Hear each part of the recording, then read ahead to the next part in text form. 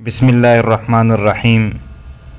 ये इंडिया में एक बाबा है, आईआईटी बाबा इसको बोलते हैं, और ये बहुत मशहूर हो गया है। और इंडिया के मीडिया को जो है ना काम मिल गया रोज़ी कमाने का। हर कोई दूसरे दिन जो है पहुंच जाता है। अगर ये किसी तालीमी इदारे में होता या किसी काम में लगा होता तो कोई उसका पूछने वाला नहीं था, यानी उसके पास कोई जाने वाला नहीं था।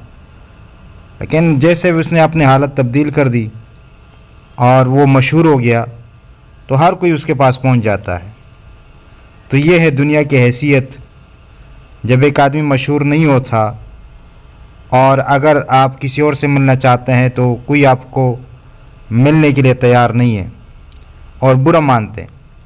लेकिन जब जैसे आप मशहूर हो जाते हैं तो फिर सब आपसे मिलने के लिए तरस रहे होते हैं, और अगर आप फिर इनकार करें